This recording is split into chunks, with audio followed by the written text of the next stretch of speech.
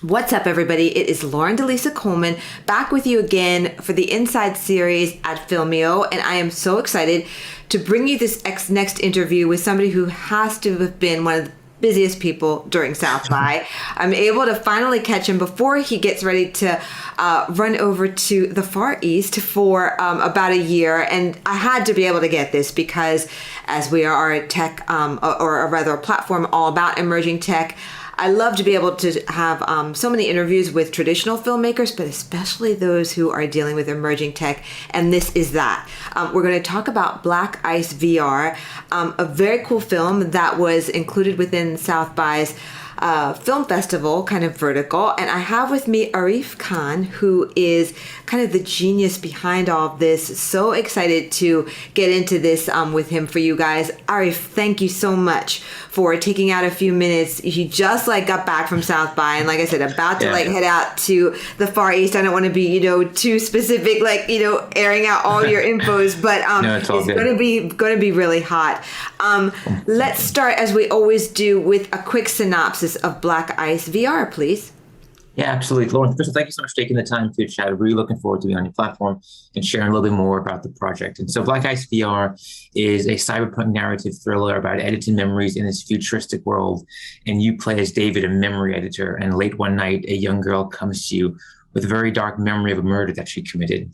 And you dive into this memory and you learn more about the murder, and you edit and change the murder. And the only problem is the more you edit and change the murder, the more she finds herself wanting to kill again. And so it plays into the notion of memories. How much do memories make up who we are, for better or worse? And if you can change your memories, can you change who you are? And so it's been an exciting chance to premiere at South by this week. So cool. I mean, so many different questions. First of all, how did this particular kind of concept come to you? Or I guess I should say this theme or this particular story. You have a ton of very cool experience within this space. I wrote down some points that you've worked at, Oculus Story Studios before, and Airbnb Creative Studios, which I'm interested to hear a little bit more about what that kind of entails. But you're no stranger to this space. But this particular story within this space and how and why it evolves. Why this? I'm curious. Yeah, I think it's a really interesting notion. I think the idea of, memory exploration and memory dives are so unique to VR, where you can inhabit a character fully, you can inhabit a world or an environment fully. I think it's a really interesting place to explore. And I think one of the unique things, particularly with this project, is that it was incubated at the University of North Carolina School of the Arts in their immersive storytelling residency, where over the course of 6 months last year, they invite 3 key VR developers to come to Winston-Salem, North Carolina, to incubate a narrative VR project. And it was very wonderful in the sense that we had kind of carte blanche to develop any kind of narrative VR experience that was interesting to us.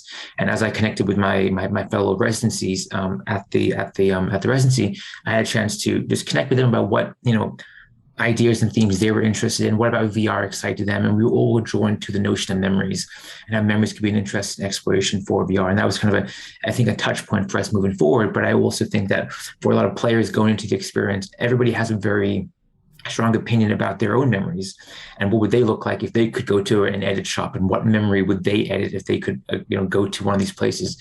It's hopefully that ignites the imagination and kind of brings the audience in as we make a story like this. Love this. So now, how long have you guys worked on the project before we were able to have this premiere at South by? Yeah, great. So we started the residency in May of 2021. So just, of course, during a crazy pandemic year. And we spent, a core 6 months of development from May to the end of October, kind of just jamming on the project, this 25 to 30 minute project. And then we spent the last few months really just diving into polish and iteration and sound design for the final 3 months before we premiered at South by. I feel like that's really fast, though. I mean, it is very from other VR projects that I've either seen or had an opportunity to talk with people. I covered emerging tech at Forbes for several years. Emerging tech as it intersects with pop culture. So I covered a lot of what was going on in New Frontiers, for example, at Sundance and more. And all of those projects took quite a while. So you guys were really no joke. Do you feel that that was because you had like kind of the power of academia behind you, or what? Yeah, it was great. I think being at UNC allowed us to have a lot more resources and facilities. And have a really wonderful motion capture stage and a lot of performers and actors, both at the acting school and also sound designers within the school. So we could kind of rely on those resources to kind of get us up and running faster than a traditional production would be. And then also just our focus of knowing that, we had 6 months to build out the core experience. What is a more focused story that we could tell? And so intentionally with this story, it's really one character, a couple of locations, a handful of scenes. And I think that level of focus and specificity allowed us to kind of develop a product that could be built within that time frame. Wow. So I guess like major tip for anybody who is looking to do either more of this or jump in, get an academic partner maybe because it can help you really fly fast. Absolutely. A couple of different things. I mean, well, first of all, what was like the most, and anytime you're dealing with emerging tech, things can just go like kind of all over the place. But what do you find was like kind of the most unexpected with this that you had to kind of really sit back and think, okay, how am I going to like overcome this particular challenge? Yeah, I think it's a really good question, Lauren. I think from my perspective, generally, I think the idea of like memory, diving into a memory is so wide. It could be a million different ways of how people perceive memory editing and how they edit and manipulate a world. And there's so many different examples in film and books and television of entering into a memory. And so we had to really figure out from our perspective, what's our viewpoint on that? What's our vision of how we would edit a memory in a cyberpunk world? And so that was a huge challenge for us. And so we tried to kind of limit ourselves into small vignettes, really having a really strong sense of what our art direction was, which is very much inspired by Japanese anime and cyberpunk thriller from the early 90s, and kind of looking at that as kind of a touch point, high color saturations, really kind of, graphic novel style character designs. All these things allowed us to kind of enter into our version of what memory editing would look like, and then kind of build it from there. And then so the more rules that we could build in terms of what our world was, the more it limited us, but then it also allowed us to get really more focused and not kind of get lost with so many different distractions too. Really interesting, and I love how you're looking at that, because obviously memory is not the same for everyone, and you kind of live within your own head and think about about it from that perspective. But why would everybody else look at it that way? So I love that approach. I think it's interesting as well that you used a female kind of lead, if you will, within this. I find that this seems to happen when you're dealing a lot with VR and especially AI, where we still have a lot of male engineers, just to keep it very real and looking forward to more diverse voices within it. But, I often find that it's the female who's like the object or whatever, if you will, and the male's kind of moving this feminine image like through. What do you kind of think about that, and what went through your mind or your team's mind as to why this particular lead should be a woman? It's a really good question, Lauren. And I think, thinking a little bit more about it further, I think for us, we wanted to really build a unique and interesting character in Rain, who is our lead character in this project. And there's a lot of things that we do with playing with cliches and stereotypes of this type of genre sci-fi piece that we kind of circumvent as we move through the narrative. And you begin to initially think that this girl is just a victim in a crime, but then you begin to get a sense of actually, she has more agency than we initially assumed, that she's actually the hero of her own destiny, and she wants to change her destiny by editing these memories. And so we're able to, circumvent and play with some of those stereotypes and actually reform it into a more interesting type of narrative. I think that was an interesting springboard for us in terms of trying to create this unique protagonist. Interesting. Well, so many different things. How did you find your team? Was the team primarily on the academic side, or was maybe at like 50-50, like you brought together people who you had maybe worked with before? How did you decide all this? Yeah, so the core key developers, were invited to the residency for the 6-month residency at UNCSA, and so we were from different various VR backgrounds. We had a lot of support from the students and the facilities at UNC, but also more importantly, being able to rely on a lot of my network of freelance sound designers and production designers and engineers I'd worked with at previous studios and other companies, I think was incredibly valuable. And our actors were all based in LA, and we did all our recording sessions in LA. And so we were able to really build this kind of, international crew of folks as well. And I think that was really helpful in just trying to build, just the best experience possible and working with just the right team.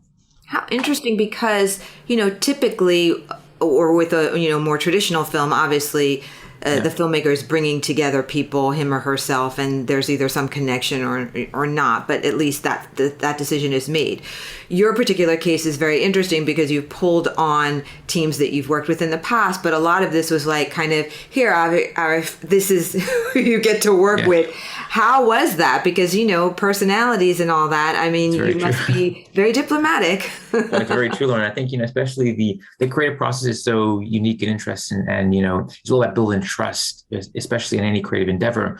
And when you're meeting folks for the first time, especially my two cohort residents who came to North Carolina with me, you're both getting to know them for the first time as friends, as people, but then also as creative partners. And so there was definitely this acceleration in that first month of the residency where we were just like getting to know each other, getting to figure out what our interests creatively, our skill sets were. And that was a bit more of an interesting process because we weren't just necessarily becoming friends, but knowing that we would become creative collaborators as well. And so it's always kind of a process of just kind of being open to that collaboration and trying to, find those opportunities to work with talented individuals. And so it was definitely a back and forth, but then also being able to rely on folks that I worked with before allowed me to just work much faster in the second half of production, where I could trust them and they knew my style of work and I knew the kind of work that they could do so that we could just implement the project much more fast, especially during the final third of production. Because, I mean, it could either completely implode or be the best thing ever, right? 100%. You just never know. But I think that that's also, kind of a factor to include, that it was great that could even, happen and be able to kind of gel to be able to create this. So when you guys were all working together, were you thinking about, we're going to definitely premiere this at South by, or did that kind of just evolve organically, or what? Well, I think in a scenario like that, you always hope for the best, right? And so you hope for, you're going to get the best reception, the best rollout, the best premiere as possible. But I think more importantly, it's more about, making the best experience. And, and that was the most important thing for me and the team, was just doing something that was reflective of our vision, of our story, and just trying to tell Rain's story as best as possible. And if that was the best version, then we could just kind of share that with the world, and no matter how it came out, whether it was at South by or in any festival, really. And so we're really thankful about the reception at South by and being invited to premiere there, because we just kind of poured our hearts and soul into Black Ice, and it seems to happen that it just, people responded really well to it. And so we were incredibly thankful and honored to be a part of the lineup this year. And the artwork, like all the posters and everything, I mean, the website, everything just looks really hot. You guys, you have to be able to check it out, even if you might not be a fan of maybe this particular genre or whatever, but just the work itself is really, really great. Tell me about South by, though, from your POV. Were you running around at a million different films or events or parties or all the above, or what? Because everybody who I've talked to over the last probably day or 2 days have been really much more chill than the ones who I spoke to at the beginning, because they've been just hanging out for too long with too little sleep, right? But you still seem pretty energetic, and you flew overnight. So I don't know, you must be either taking ginseng like I do or something, but how did you kind of handle things? What's the Arif strategy for tackling film? No, it was very wild. I feel very lucky to have been there for this past week. And I think the most exciting aspect was being in real person festival for the first time in a couple of years for a lot of folks. And I think everybody was really excited just to be in a culture festival like that, and to be getting a chance to meet your friends again, your fellow collaborators, to get inspired by other VR works, XR, AR works. It was an incredibly beautiful event, I think, for the industry, where we've been so remote for the last couple of years, and to get this opportunity to be together and to share new works and to get inspired within the same space, I think was a really beautiful 3 or 4 days at the festival. And being able to work with the core team, who are all at, my team was at South by as well, representing the project. We could share it, we could celebrate it. There were so many questions and interviews at the festival, which is really exciting to do, but also to get folks like students and traditional attendees coming to and just curious about the project, and having them go through it for the first time was incredibly exciting. You guys have a ton of headsets set up, and then people you kind of fitted them, and then boom, they were into it, or what? Exactly. So it's very standalone. So it's on a Quest 2. It's side loaded. We had a couple of maybe 3 or 4 headsets that people could just jack in essentially and start diving into the memory editing. Where were you set up exactly at the festival? Did they have a specific area for XR VR films, or what? Yeah, sure. So the entire VR kind of exhibition is located in the Fairmont, which is just behind Sure, the sure. convention center, and Yep. it's on the third floor in Oh, the Congressional Ballroom. So it's a huge space, and there were like 19 VR oh, experiences there. man. It was incredible. You could just explore and just dive into different worlds all Yeah. over the world. And I think the beautiful element was that it was full of international creators from all over the world bringing their XR experiences to Austin, and that was incredibly inspiring to Oh, kind of see and cool. do. And also for people, for us, it was the first time we had actually had an open public showing, so it was great to get feedback and what people were thinking about it, and that kind of live feedback and excitement was really kind of inspiring for us as a team. That is so really nice. I love to be able to hear that. And So I'm just yeah, imagining it because like 19 is a lot, right? So you really it just is have a ton of different energy in that space at one time. absolutely.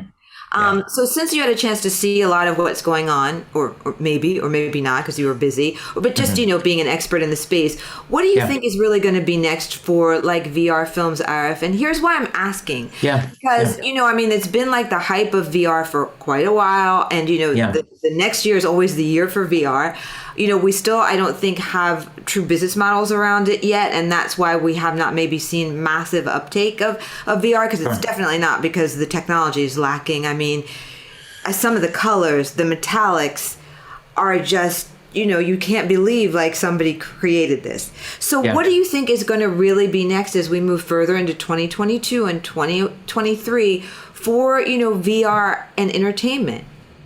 That's a really good question. I think one of the most exciting developments in the VR industry in the time that I've started and up to now has really been the kind of ease of use to get into VR and to purchase headsets and for VR developers to create VR content. It's become so much more easier with the development tools, with the headsets becoming much more lightweight, cheaper to invest in and to buy in for development kits to be shared across the industry. And so more people are diving into VR from both a developer perspective, but also from an audience-based perspective too. Mm, And I think that's been accelerated even more as a result of the pandemic and people just wanting to escape into new worlds and VR and Quest 2 being kind of an opportunity for people to just have some sense of escapism while being at home. And so all this is kind of this kind of perfect storm of the kind of the industry moving forward.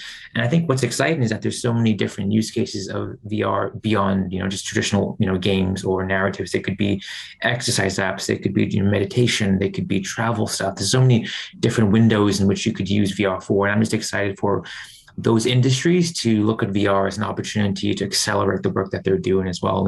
And being at the festival and seeing the incredible different art pieces, narrative pieces, AR pieces, it kind of shows just how fluid the industry can be and how it's kind mm. of open to so many different creatives that are trying and experimenting so easily and so quickly. And so I'm really looking forward to seeing how the next couple of years pan out. Yeah, me too. I don't know if you had a chance to check out this film that I think it premiered at Mhm. Sundance, but if not, We Met in VR. Oh, I've heard about it, but I have not had a chance to see it. But I've You heard great have to things. see this movie, this guy, because Yeah. it just occurred to me, saying about how hmm VR is accelerated due to Yeah. the pandemic. And so this filmmaker, and they created a camera specifically to capture this, just pulled like 3 to 4 different storylines Yeah. within the VR world Yeah. of people, who assume these different characters and stuff, and took us through it. And it was just amazing. I mean, Yeah. really, you will appreciate this, being, I think, a professional in this space. But Absolutely. even just like looking at it, you're just like, wow. And it becomes so touching, with Yeah. listening to some of these characters grieving the loss of a relative or whatever. But in the Yeah. VR space, it's Yeah. like really, really dope. No, it Check it sounds out if you beautiful. can. Yeah, because I've heard that's the beautiful thing. It's like at the end of the day, all these technologies and these systems are really just about telling human stories, right? And it's like connecting to another human in some interesting, emotional way. And it seems like that's a beautiful piece of just how you can use the technology to just tell the Right. story about Because it's like a relationships. real person who is assuming this character in Yeah, VR and emoting is just really, at first you're like, this is like some kind of weird hokey thing. But yeah, then as you understand it and he just beautifully edits the different stories against each other, I think you will love amazing. it. I love it. I can't wait to see it.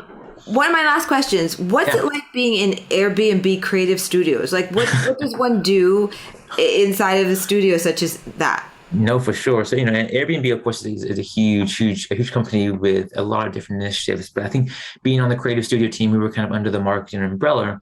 And so doing VR for the creative studio team was really just creative marketing for travel content and seeing how can we Oh, look at, really? Okay. yeah, it was a beautiful opportunity to look at, how do we look at some of the regions within the Airbnb platform and how can we use VR and travel content to inspire people to travel to places off the beaten path, not necessarily kind of the hot destinations like the Tokyos or the Parises or the Londons, but some of the more smaller places that kind of could showcase just the breadth of culture in these small local places. And so we looked at 360 VR travel content as a way to kind of inspire people to kind of explore some of these places. And it was a beautiful way to kind of bring culture and communities and these human stories of these hosts to VR to some of the users. And it was also really fun because there was another element of, even though some people didn't travel to these places, at least they got a taste of the Right. culture and the cuisine and the Right. actual people and places. And I think that's an incredible way what, of course, VR can do, which is it can allow you to travel and meet people from all over the world. And so it was really fun being a part of that team. And it was incredibly formative in my VR experience too.